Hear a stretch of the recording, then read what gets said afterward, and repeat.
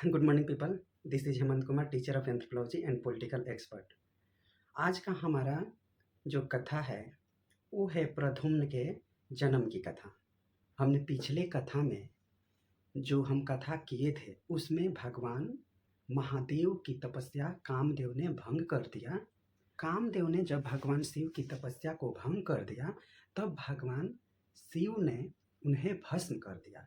और भस्म कर देने के बाद जब रति जी ने पूछा कि हमारे पति का शरीर कब प्राप्त होगा, वहां तक हमारी कथा हो गई थी। अब यहाँ के बाद हम कथा का आरंभ करते हैं।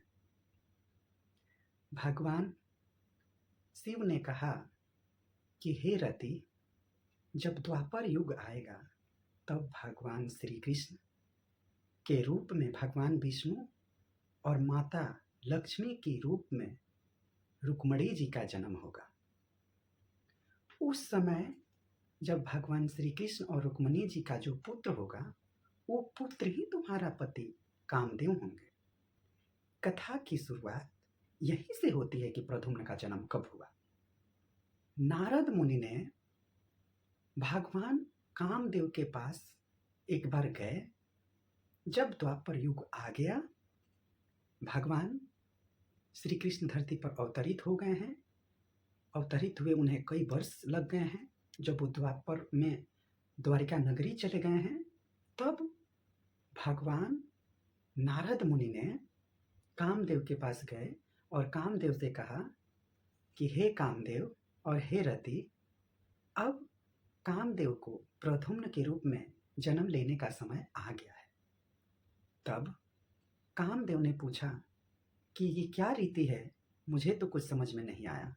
तब भगवान नारद मुनि जी ने सारी घटना बताई।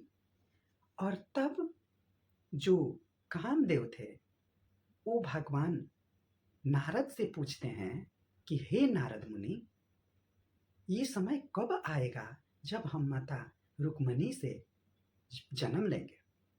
नारद मुनि कह रहे हैं कि यह लीला तो केवल और केवल भगवान श्री कृष्ण ही कर सकते हैं। तभी जब नारद मुनि कहते हैं कि देखो कामदेव, अब तुम्हारे जन्म लेने का समय आ गया है, क्योंकि वह देखो जो संभ्रासुर है वो अपने पुत्र अपने बेटे मायासुर के साथ मिलकर भगवान श्री कृष्ण से युद्ध करने चला गया। भगवान श्री कृष्ण से युद्ध करने चला गया मायासुर जब भगवान श्री कृष्ण और बलराम जी से युद्ध करने जाने लगा, अपनी सेनाएं सारे, वो तो दानव था, उस समय बहुत बलशाली दानव था। तो जो मायासुर और संभ्रासुर था, दोनों बाप बेटे ने भगवान श्री कृष्ण से लड़ाई करने के लिए चले दिए। भगवान श्री कृष्ण के गुप्तचर जब भगवान श्री कृष्ण को बताया कि हे प्रभु, हे द्वारिकाधीश, हमसे युद्ध करने के लिए संभ्रासुर और उसका बेटा मायासुर आ रहा है, तब भगवान श्री कृष्ण ने कहा कि आखिर हमसे उसको लेना देना क्या है, आखिर हमने तो उसका कुछ नहीं बिगाड़ा। तब जो गुप्तचर था उसने कहा कि जो संभ्रासुर और मायासुर है वो अपने विकसित होने में आप दोनों भाइयों को ही अपने विकसित होने का रोड़ा मानते हैं। अपने रास्ते का रोड़ा संभ्रासुर मानता है कि भगवान श्री कृष्ण ही है। भगवान श्री कृष्ण तो सब समझ गए, परंतु बलराम जी ने उत्तेजित में कहा कि आने दो, मैं उसका सर्वनाश कर दूंगा। तब भगवान श्री कृष्ण ने कहा कि दाऊ भैया, हम अपने तरफ से पहले आघात नहीं पहुंचाएंगे, दुश्मन को प्रहार करने दीजिए। दुश्मन कहां तक प्रहार करेगा तब हम उसको ऊपर प्रहार करेंगे। बलदाऊ भैया थोड़े उत्तेजित थे, तो भगवान श्री कृष्ण ने उन्हें शांत करा दिया और गुप्तचर चल दिए उधर। और इधर देखिए, इधर दोनों भाई बलराम और दाऊ भैया संभ्रासुर से युद्ध करने लगे। और संभ्रासुर से युद्ध करते करते जो मायासुर था, उसका नाम ही मायासुर था, जो संभ्रासुर का बेटा था, मायासुर अपनी माया में बहुत विद्वान था। भगवान श्री कृष्ण और बलराम जी से जब युद्ध करने लगा तो अभी बलराम जी युद्ध ही कर रहे थे कि उसने अपनी तंत्र मंत्र और माया से सारी भगवान श्री कृष्ण के सैनिक को परास्त कर दिया।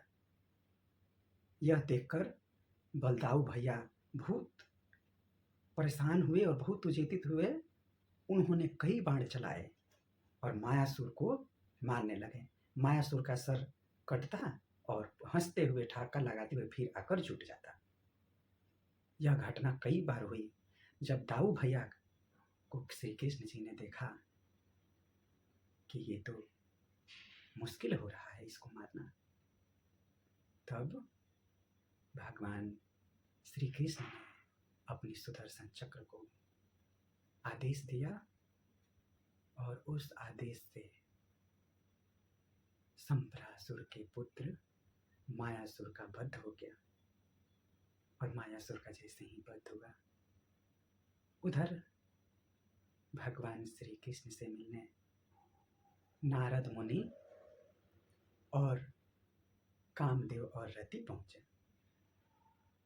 जब भगवान श्री कृष्ण ने कहा कि हे रति और हे कामदेव, आप लोगों का आने का यहाँ का कारण क्या है, तब भगवान श्री कृष्ण की ये बातें सुनकर नारद मुनि मुस्कुराए और कहे कि हे प्रभु, भगवान शिव की वचन पूर्ण करने के लिए कामदेव आपके पास आए हैं। तब भगवान श्री कृष्ण सभी बातें को समझकर, भगवान श्री कृष्ण ने सारी बातें समझकर रति को कहे कि हे रति, मैं तुम्हारे पति को अपने पुत्र रूप में मानता हूँ, मान्यता देता हूँ।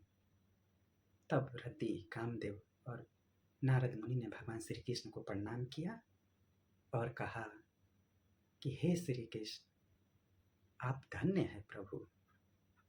और भगवान श्री कृष्ण ने कामदेव को ये आदेश दिया कि तुम लघु रूप बनाकर अपनी माता रुक्मणी जी के शरीर में प्रवेश करो। रुक्मणी जी से कि एक प्रोसेस हुआ और बाद में जाकर समय जैसे तैसे बढ़ा और तब रुक्मणी जी के शरीर से कामदेव का जन्म हुआ। जब भगवान श्री कृष्ण के आदेश से प्रवेश कर गए तो उनका जन्म जो हुआ, उनके जन्म के पश्चात दाई माँ ने कहा रुक्मणी जी पुत्र की प्राप्ति हुई है। और जैसे ही पुत्र की प्राप्ति हुई तो नामकरण का समय आया। तब भगवान श्री कृष्ण के गुरु श्रेष्ठ बैठे। तब सत्यभामा, रुक्मणी और जामवंती जी सभी जब बैठे, तीनों रानियां बैठी, तो पूछी कि हे कुलगुरु, इस पुत्र का नाम, हमारे बेटे का नाम क्या रखा जाए। तब गुरुदेव ने कहा इसकी इतनी अच्छी मुस्कान और मोहिनी रूप है कि तीनों लोग इसमें समा जाए, इसलिए मैं इसका नाम प्रद्युम्न रखता हूँ। जैसे ही प्रद्युम्न नाम रखा गया, तीनों लोगों में हर्षित खुशहाली मचने लगी। शंख दुदुम्बी, तीनों लोगों में फूल की वर्षा और सभी लोग प्रसन्न हो गए। ये सब इधर हो रहा था, तभी नारद मुनि तो ठहरे नारद मुनि, तीनों लोगों में विचलित करने वाले, आकाश मार्ग से जा रहे थे। देखा जो सम्रासुर था वो एक पुतले के ऊपर तलवार से प्रहार कर रहा है और सम्रासुर की पत्नी वहीं पर खड़ी सब चीजें देख रही है। जब सम्रासुर के बेटे मायासुर का वध हुआ था, तब उनकी पत्नी ने कहा था कि हे सम्रासुर, क्या आपके सामने ही हमारे पुत्र की हत्या हो गई। सम्रासुर ने कहा कि हाँ देवी, हमारी आंखों के सामने ही हमारे पुत्र की हत्या हुई। तभी सम्रासुर ने यह कठोर वचन बोला था और ये वचन लिया था कि जब तक मैं इस भगवान श्री कृष्ण के पुत्र को वध ना कर दूं, तब तक मैं चैन से नहीं जीऊंगा। और तभी उसकी पत्नी, सम्रासुर की पत्नी ने यह कहा था कि जिस तरह हमारे बेटे का भगवान श्री कृष्ण ने हत्या किया है, वध किया है, अगर मैं भगवान श्री कृष्ण के बच्चे को अगर पा जाऊं तो मैं तो उसकी कलेजा ही खा जाऊंगी। और इसी धधकती तेज में वो दोनों चल रहे थे। तभी नारद मुनि गए। नारद मुनि को सम्रासुर और उनकी पत्नी महारानी ने नमस्कार किया। सम्रासुर ने पूछा, हे तीनों लोकों में विचरण करने वाले भगवान नारद मुनि, आप कोई विशेष कारण से ही यहाँ आए हुए हैं? सम्रासुर की बात सुनकर भगवान नारद मुनि ने कहा कि तुम किसकी इधर प्रैक्टिस कर रहे हो? हम अभी द्वारिका से आ रहे हैं और हमने देखा है भगवान श्री कृष्ण का पुत्र हुआ है। ये बातें सुनकर जो सम्रासुर था वो बहुत ही हर्षित हुआ और कहा कि तीनों लोकों में जो आज शंख ध्वनि हो रही है, दुंदुभी बज रही है, द्वारिका नगरी में भगवान श्री कृष्ण खुशियाँ मना रहे हैं। कल मैं उनके पुत्र को उठाकर हत्या कर दूंगा और सारे नगर में दुख की लहर दौड़ पड़ेगी। जितना खुशियाँ मनाना है आज मना लो। भगवान नारद मुनि तो चल गए थे वहाँ से। तभी जो सम्बरासुर था वो भगवान श्री कृष्ण की नगरी में प्रवेश करना चाहा। भगवान श्री कृष्ण की नगरी में कोई प्रवेश नहीं कर सकता, ऐसी चाक चौबंदे थी। भगवान श्री कृष्ण की नगरी को सुदर्शन रक्षा करता था, ऐसी हम कथा में पढ़ते हैं। तो चाक चौबंद बहुत ज्यादा था, इसलिए सम्बरासुर ने अपना भेष बदलकर, एक मंत्री का भेष बदलकर अंदर प्रवेश किया। भगवान श्री कृष्ण की सब लीला के कारण ही हो रहा था, नहीं तो भगवान श्री कृष्ण की इतनी प्रबल माया कि वो पल झपकते उसे पकड़ ले, उनकी सुदर्शन पकड़ ले। तो सारी चीजें भगवान श्री कृष्ण के मन से ही हो रहा था। जब सम्बरासुर महारानी के कक्ष में प्रवेश करना चाहा तो देखा कि वहां पे महिलाएं ही जा सकती है। इसलिए सम्बरासुर ने पहले मंत्री का रूप बनाकर अंदर प्रवेश किया। फिर सत्यभामा जो भगवान श्री कृष्ण की पत्नी थी, पटरानी थी, सत्यभामा का रूप बनाकर सम्बरासुर रुक्मणी माता के दरवाजे पे खड़ा हुआ। और इधर प्रद्युम्न बहुत रो रहे थे और रात का समय था, तो भगवान श्री कृष्ण भी अपने कक्ष में विश्राम कर रहे हैं। बाकी रानियां भी अपने विश्राम कर रही है। और प्रद्युम्न को बहुत प्यार करती थी सत्यभामा। तो जब रुक्मणी जी ने देखा कि सत्यभामा दरवाजे पे खड़ी है और प्रद्युम्न बहुत रो रहा है, हमें परेशान कर रहा है, तो रुक्मणी जी ने ही कहा था कि हे सत्यभामा, तुम खड़ी खड़ी वहां देख क्यों क्या रही हो? हमारा बच्चा प्रद्युम्न, हमारा बेटा पुत्र रो रहा है। तब सत्यभामा अंदर आई और जैसे ही प्रद्युम्न को गोद में लिया, प्रद्युम्न चुप हो गए। तब रुक्मणी जी ने कहा कि वाह सत्यभामा, तुम्हारे गोद में हमारा पुत्र जाते ही चुप हो गया, इसलिए तुम ले जाओ और अच्छे से हमारे पुत्र की ख्याल रखना। सत्यभामा पुत्र को लेकर चली गई। जैसे ही सम्बरासुर जो सत्यभामा जी का जो रूप बनाया था, और जैसे ही उसने प्रद्युम्न को लेकर छत पे गया और अपने रथ को आह्वान किया और रथ आ गया, उस पर सम्बरासुर अपना सत्यभामा वाला रूप छोड़ा और सम्बरासुर अपने असली रूप में आकर उस बच्चे को लेकर आकाश मार्ग से उड़ने लगा। और आकाश मार्ग से उड़ते उड़ते वो बीच समुद्र में जा पहुंचा। वहीं पे भगवान नारद मुनि उपस्थित हुए और तब सम्बरासुर उपस्थित हुए।